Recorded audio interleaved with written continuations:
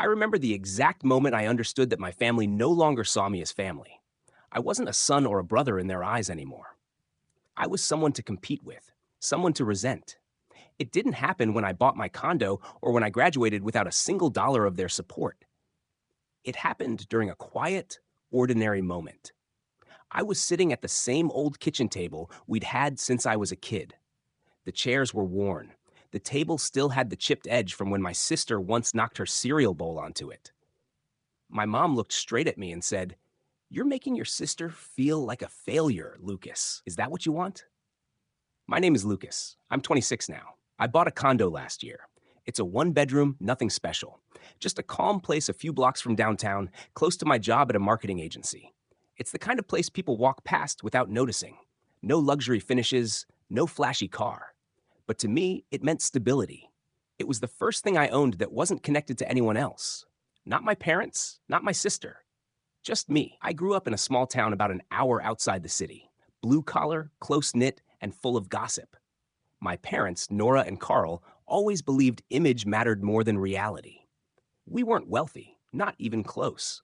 But they stretched every dollar to appear like we were doing well. My dad worked at a car parts distributor. My mom worked part-time at a dental office.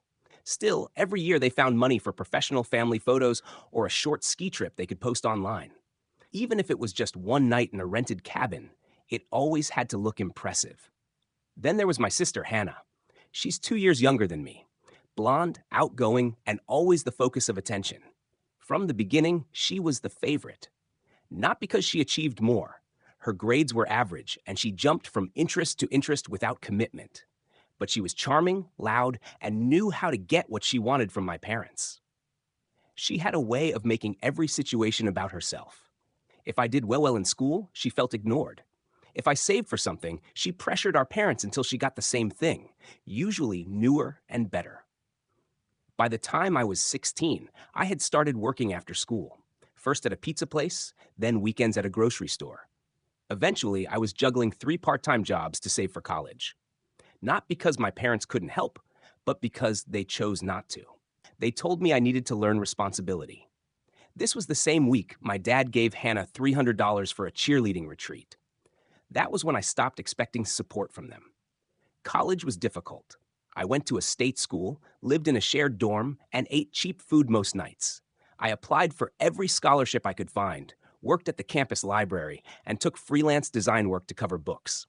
I skipped parties, vacations, and breaks. I graduated with honors, no debt, and complete exhaustion.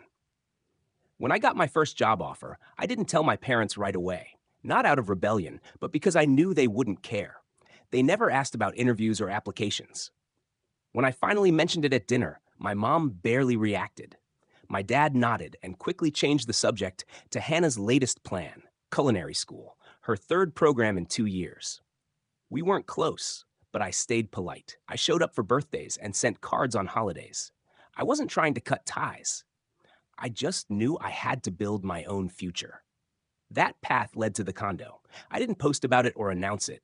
I waited until the paperwork was done, then invited my parents over for lunch. It was casual. Sandwiches, coffee, a short tour. The place was simple. One couch, a thrift store table, and a mattress on the floor. Everything I owned, I paid for myself. My mom walked through the condo with visible judgment. She commented that it felt cold and not cheerful enough. My dad asked about the mortgage, not to congratulate me, but to question whether I'd made a smart choice. Hannah barely looked up from her phone. As they were leaving, she smirked and said, "Must be nice to have no life so you can afford this." No one corrected her. My mom laughed. My dad shrugged. I stayed silent. A few days later, my mom called. Her tone was different. After small talk, she told me I was making Hannah feel like a failure. She said my independence was intimidating and that my success was discouraging my sister. I laughed, surprised. I hadn't bragged.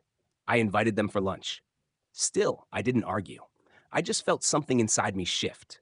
From then on, every interaction had conditions. I was told not to talk about work. I was told I must be lonely.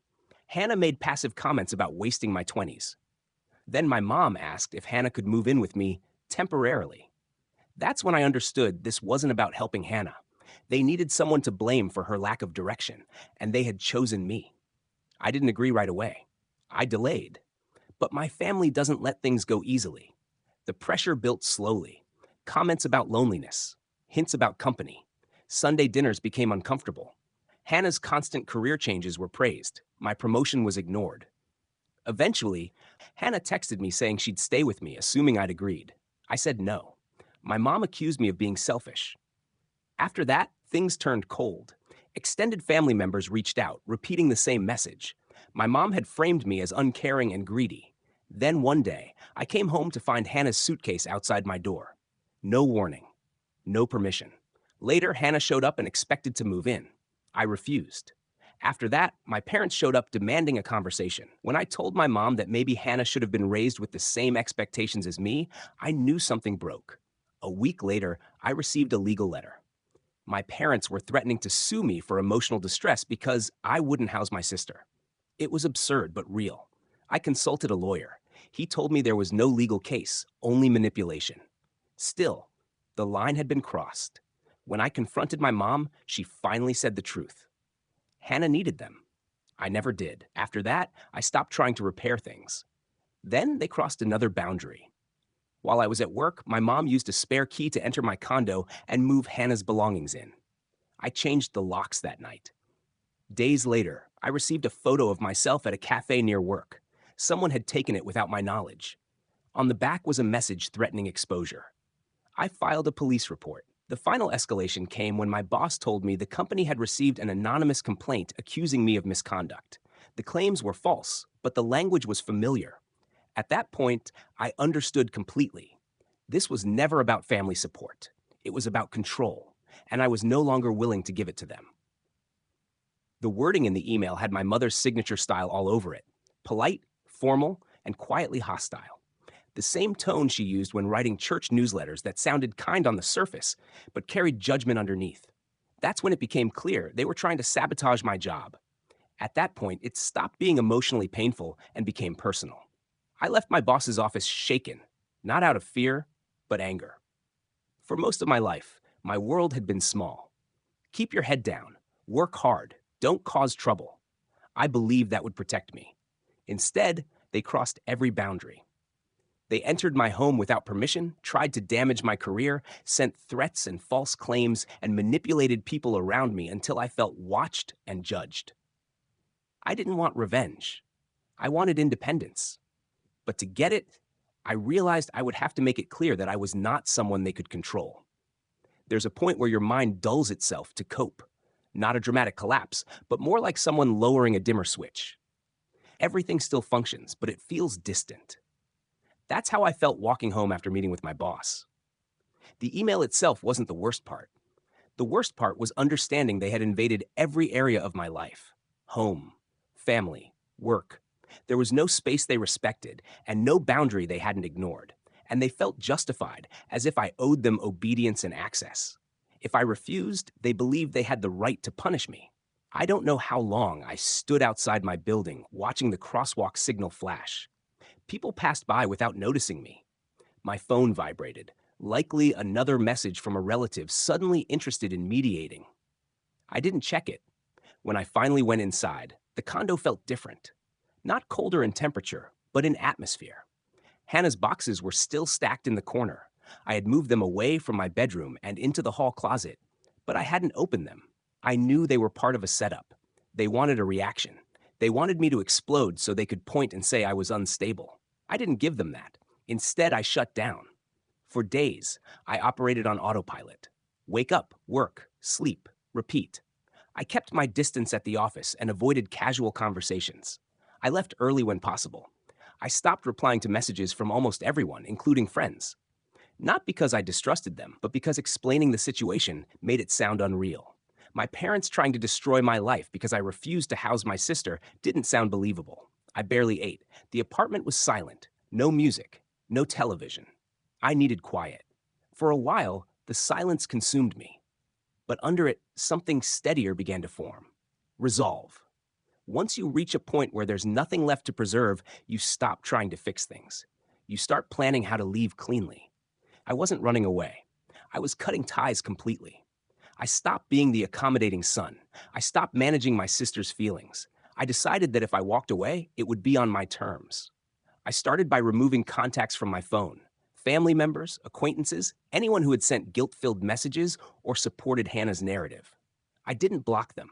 I simply erased access. Next, I backed up everything important. Documents, photos, legal records. 2 copies. One stayed with me. One went to Nate.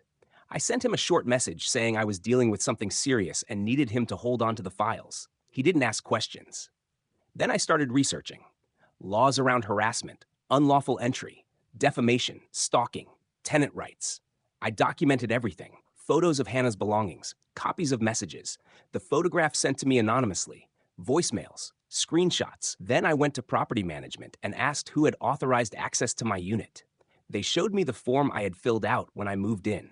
My mother's name was listed as an emergency contact with access allowed in emergencies. That single line had been twisted into justification for entering my home. I removed her name and replaced it with Nate's. I also asked for security footage from the day they entered and filed an incident report. That night, I sat in my living room and breathed. I had a plan. Not a fast one, but a clear one. 3 nights later, that clarity was confirmed. I came home late from work and found a note taped to my door. No envelope, just a sheet of paper written in thick marker. It said I could change the locks, but not who I was. That I would always be alone, and that they would always be a family without me.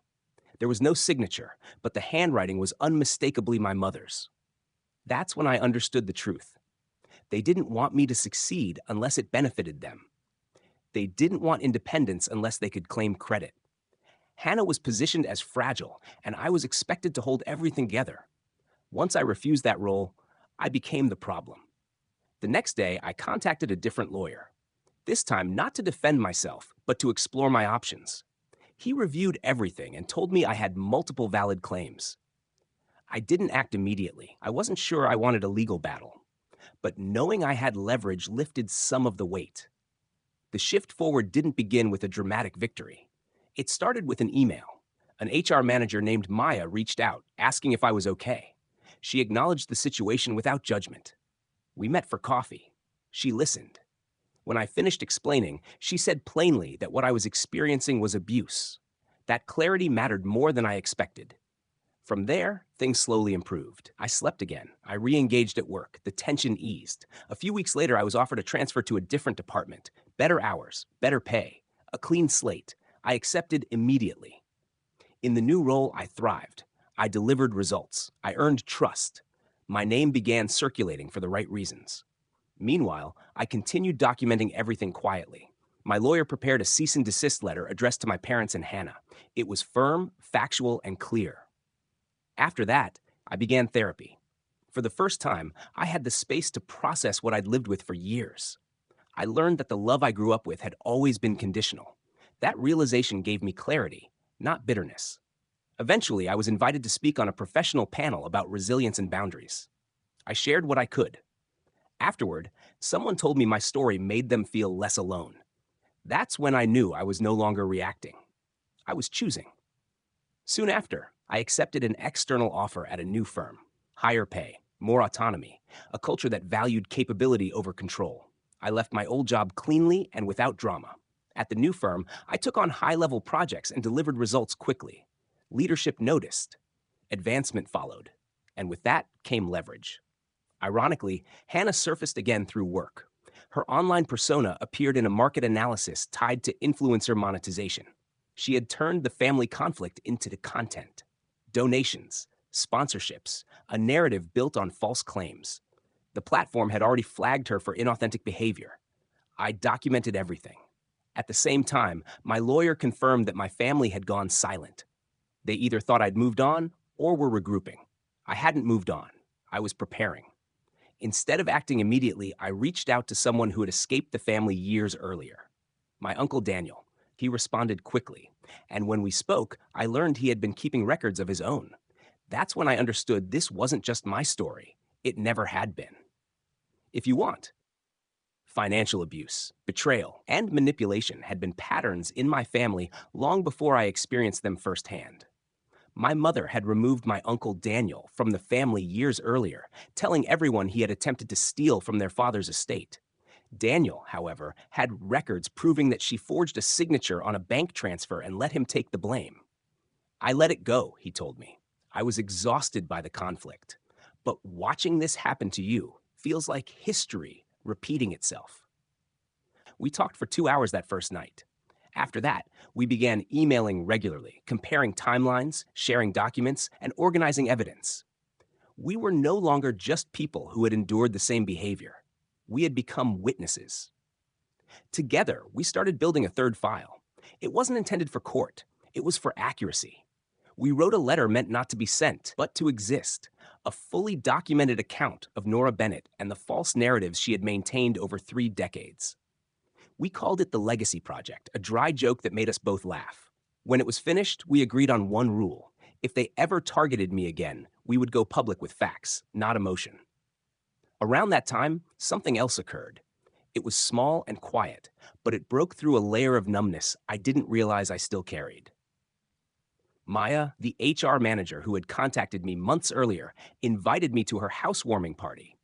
She had just moved into a new place in the city, and several coworkers were attending. Normally, I would have declined. Crowds were difficult for me. But this time, I accepted, and I was glad I did. The evening was relaxed and genuine. No one asked about my family. No one cornered me with sympathy. People talked, laughed, and shared drinks. Maya introduced me to some of her college friends, and I found myself discussing ordinary topics: music, films, hiking trails, things unrelated to trauma. Later, I stepped onto the balcony for air. Maya joined me and leaned against the railing. "Feels good, doesn't it?" she said. I nodded. "Yeah, you seem lighter," she added. I smiled. "I think I am." Then she looked at me carefully and said, "I hope you stop waiting for them to apologize." I told her I wasn't. She raised an eyebrow. I admitted, "Maybe a little."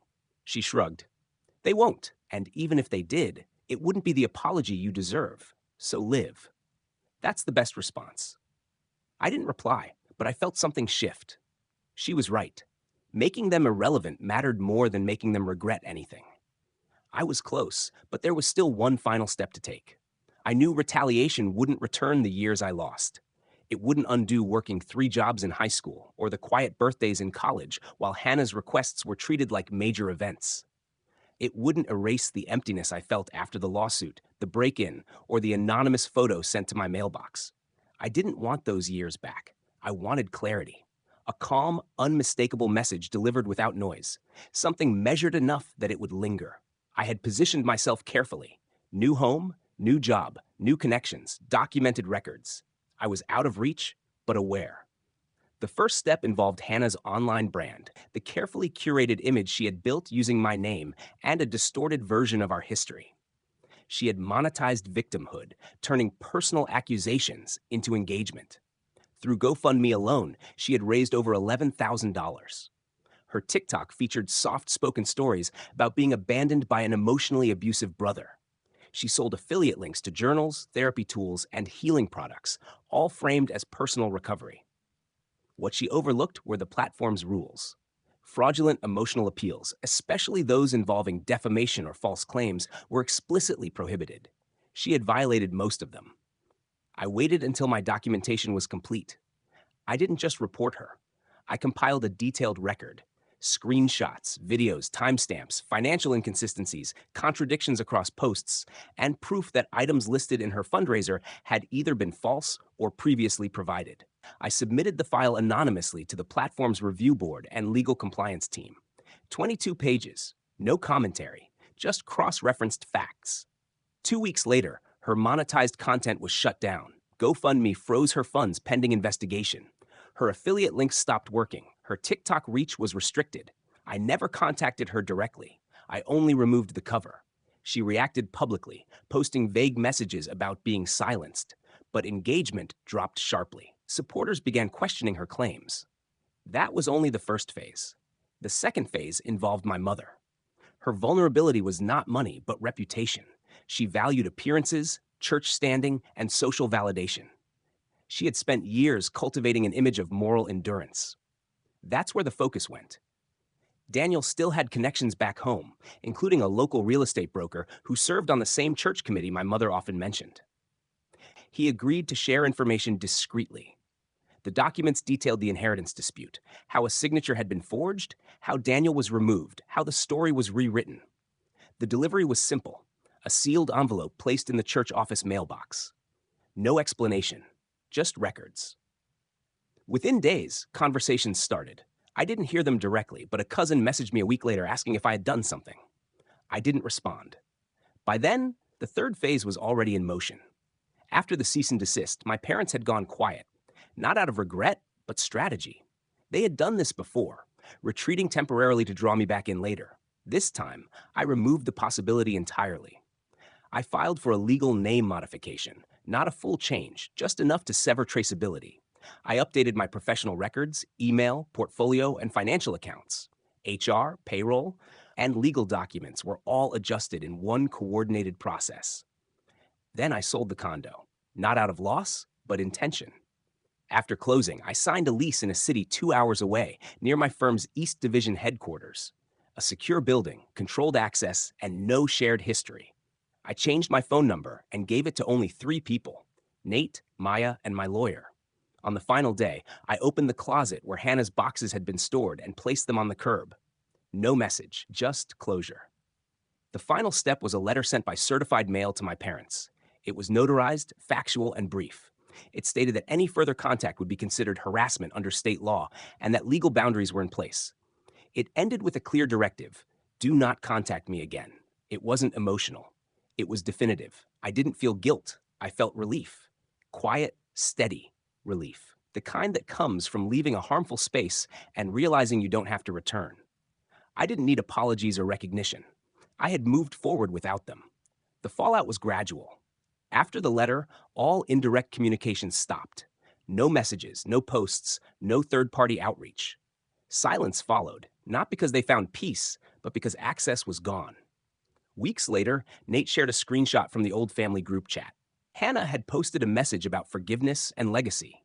Only one person replied, pointing out that lying publicly had consequences. The chat went silent again. Later, Daniel called to tell me my mother and Hannah had fallen out. Church board members had asked questions. Hannah blamed my mother for the collapse of her platform. Without a shared target, they turned on each other. It wasn't satisfying. It was confirming. Over time, my mother withdrew from church involvement. Hannah disappeared online after sponsors left and donations were refunded. I didn't follow it closely. I focused on my own life. My career advanced quickly. I moved into leadership, then strategy. Trust replaced tension. Outside of work, my relationship with Maya grew naturally. No pressure, no fixing. One evening she said, "You didn't just survive them.